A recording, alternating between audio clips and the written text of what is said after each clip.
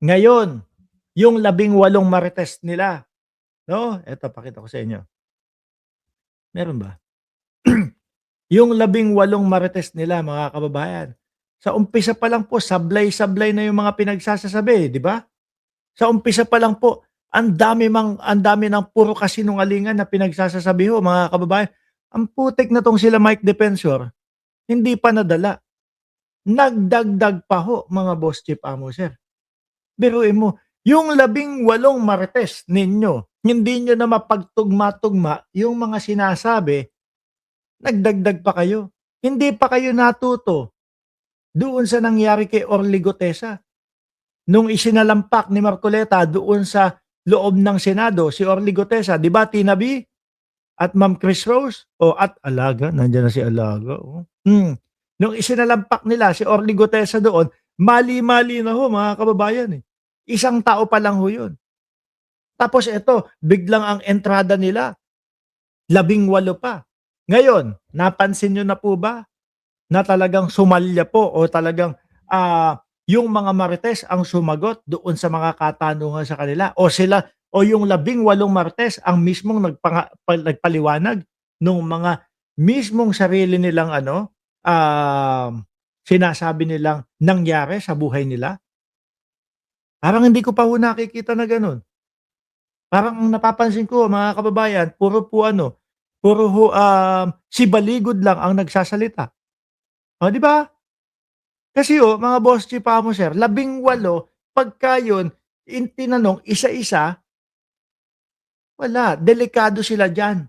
Bakit po? Mabubuko, malalaman, mahahalata, yung mga pagsisinungaling nila, mahahalata na hindi nila kabisado talaga yung mga nangyari sa buhay nila na sinasabi nila. Kaya po, ang entrada nila, laging si Baligod ang nagsasalita. Kumbaga, yun po yung, master script nila, 'no? Matatanong ng kaunti yung, isa sa 18 marites, tapos lahat na po kay Baligod na mga bossing. Sabi nga nung iba dito, grabe ibang klase itong ano, 18 marites, 5,000,000 daw di umano kada ulo, tatayo ka lang daw ho sa likod. Oh. Totoo naman 'di ba? Yun yung nakikita natin, nakatayo lang sa likod, 'di ba? Juner Gabuyo, shoutout sa'yo. Sabi dito, breaking news. Dating Congressman Mike Defensor, kinumpirma sa Abante Radio na bukod sa karagdagang 14 na 14 na maleta boys na haharap sa Senado para sa hearing sa Huwebes, may susunod pang mahigit na 7 na sisiwalat at haharap sa publiko. Pero hindi pa niya alam kung kailan. Anak ng putik naman yan. Tapos ano gagawin nung 14? Ano gagawin nung 7? Tatayo na naman sa likod ni Baligod? Abay, nanggagago lang kayo.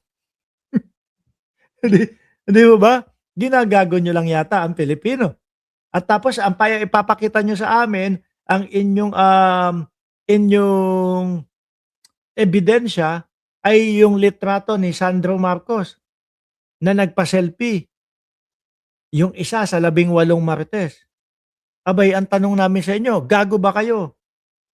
Dahil dahil akala niyo gago kami, 'no, na maniniwala agad-agad. Biruin niyo mga kababayan, paano nila patutunayan, paano, papaniwalaan na yun yung ebidensya? Sabi ni Amy Marcos, nakita yung picture, litrato ng kanyang kapatid na yung alam natin na panahon ng kampanya yung litrato na yun. Tapos biglang, nag-selfie yung isa sa 18 marites. Tapos sabi ni Amy Marcos, "Oy, itago natin 'yan, ha? Tago natin 'yan, ebidensya 'yan." Ang putik na 'yan. Ano yung ebidensya? Ni wala kaming nakitang katabing maleta, ni wala kaming nakitang kung ano-ano, tapos ebidensya? O 'di ho ba? Kaya po hindi pinapatulan yung 18 marites nila, mga kababayan, um, diyaan sa Senate Blue Ribbon Committee ng dating senador, ni, Senator Panfilo Lacson mga kababayan. Dahil sa umpisa pa lang po, alam na ni Nica Valdez na 18 morons daw yun. Hindi, dahil sa umpisa pa lang ho mga kababayan, alam na natin na panggagago lang ang ginagawa nitong mga ito, na inconsistent itong mga ito. Nakikita na natin doon sa mga interview sa kanila, nakikita na natin, doon sa mga pa-press con nila, inconsistent yung mga sinasabi. Dadalhin mo pa ba yan sa Senado? Para ano naman po, para mag-aksaya ng another 25 million pesos per day. 'Di ho ba? Ngayon, mga kababayan, since madami na po silang binanggit na mga pangalan, madami ng mga sinabing mga pangalan, madami ng idinamay po, mga boss chief Pamuser, eto na yata yung dapat na pagkakataon na, "O sige, idinadamay niyo na lahat, eh, imbitahin na namin kayo sa Senado." 'Di po ba mga kababayan? Oh, kaya ngayon pinapatawag na. Kaya lang alam naman po natin na yang mga yan, mga boss chief Pamuser, eh, nasa lalamunan yata yang ang itlog niyang mga yan, eh. Yung betlog ho niyang mga yan nasa lalamunan mga kababayan. Oh, hindi makadalo, hindi makapunta, natatakot pumunta, hindi kayang pumunta. Bakit ho, mga bossing? Alam nila malaliman ang mga katanungan at alam nila na talagang madiinan po yung mga katanungan doon po sa, Senado, mga kababayan, doon sa legit na Blue Ribbon Committee. Sabi ni Richard, Rekla, oh, alam nyo yung IMI na yan kung buhay lang si senyor, ewan ko na lang. Ewan ko din 'no, ano, totoo yan. Eh, hindi ko maintindihan yung ugali ni Amy Marcos. Biruin mo pamangkin, kapatid, ipinagpalit sa mga Duterte, tapos makikita ho natin mga kababayan, puro kasinungalingan naman po yung kanilang mga ginagawa, yung paninira kay Pangulong Bongbong Marcos. Sabi ni ano, Junior Gabuyo, no, "Boss Mark, sayang naman ang pagdalo ng mga kargador. Si attorney na naman lagi ang nagsasalita." Totoo, correct. Ayan, napapansin niyo po, 'di ba? Kasi siya ang may kabisado ng script. Kumbaga ang tawag ho diyan mga bossing ay, siya yung master ano, siya yung master script, 'di ba Tina B? Sabi ni Erlinda Consuelo, nag-rehearse muna kasi sila doon sa opisina ni Robin Padilla. Kahit ilang beses pa ho yatang mag-rehearse yan. Kapagka hindi talaga totoo yung sasabihin, mabubutasan at mabubutasan at merong lalabas o mahuhuli at mahuhuli po iyan.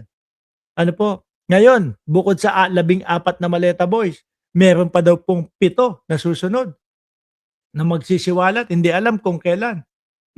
Siguro kapagka ramdam nila, wala na, tinatamad na yung mamamayang Pilipino dito sa ano natin, sa 18 Marites, mga Marites natin tinatamad, wag nang lumabas yung 7 pa.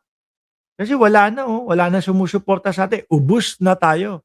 Ano po, alam niyo mga kababayan, napapansin ko pati po yung mga, DDS, ano po, eh, tayo naman po mga boss chief sir, simpleng tao lang din po, may mga kaibigan din tayo na mga DDS, hindi na din naniniwala dito, eh, 'no? Sa 18 Marites, eh. Oh, paano ka ba naman maniniwala? Napakadami ng inconsistency kay Bongbong Marcos, ilan ang pinadala na maleta kay Bongbong Marcos? Sabi nung isa, 3, sabi na naman nung, pangalawa, 5. Kay Leila de Lima, sabit din 'no, mga kababayan. Lahat dinamay po nila. Pero ano po ang ipinakita nila na ebidensya? Wala. Mga maleta na yung tipo bang parang ilalatag lang po sa harap ng helicopter, mga maleta na ilalagay po dun sa mga parking lot tapos ipapakita, "O yan, maleta na po iyan." 'Di ba? Ganun lang. Kaya tanong natin sa kanila, gago ba kayo? Kasi ginagago niyo ang mamamayang Pilipino. Ngayon po mga bossing, 'no, yang mga yan, yang 18 na ho na yan mga boss, 'no, ang ang magiging ending ho niyan mga kababayan, oblo. Castro Verde, replay ba ito Sir Mark? Eh, imagine mo na lang i-shoutout o nai-shoutout kita, sa replay. O Castro Verde, okey? So ngayon 'no mga kababayan, yung mga idinamay nila na nakatanggap daw po ng maleta, pansin niyo naman po, eh. Alam niyo kung sino-sino yon? Yung mga nagpu-push, nagpupursige 'no, na ma-impeach ang Vice Presidente. Sila po yun, sila Benny Abante, sila Congressman Adjong, sino pa? Sila Paduano nung nandoon pa dati sa 19th Congress si Paduano. Si Ace Barbers nung, congressman pa siya, nung 19th Congress, 'di ba? Sino pa? Lahat ho mga kababayan. Isa po sa patunay mga bossing at makakasira ng mga actually nasira ang diskarte nila Peter Cayetano, eh. Si Jose Alvarez, ano po, na congressman, na pumunta dun, humarap dun, sinabi niya, "Nandito ako para patunayan ko wala akong maletang natanggap." At kaya lang ako nasabit, nasama diyan, eh, dahil tinanggihan ko yung ipinapakiusap ni Mike Defensor na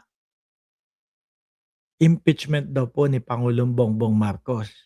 So, sa madaling salita ho mga kababayan, kapagka, hindi sumunod sa kanila o kapagka ayaw sundin yung gusto nila, isasama kanila sa mga nabigyan daw po ng maleta. Sabi ni MCGI Wina, "Salapi ang Panginoon ng Maleta Boys kaya kahit mabulid sa apoy ang kaluluwa nila."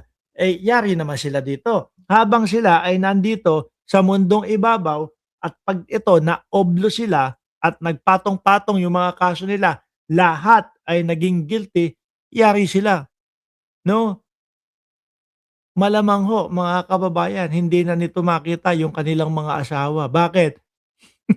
'Pag pagka po tumagal 'yan sa loob ng oblo at hindi na po nakalabas mga kababayan, malamang sa alamang po iba na ang bibira sa mga asawa niya. Siyempre yung mga asawa niya maghahanap ng panibagong asawa, 'di ba? Siyempre ho mga kababayan yung mga SME niyan, eh, mayroong tawag ng laman din ho. Oh, 'di ho ba mga kababayan? Oh.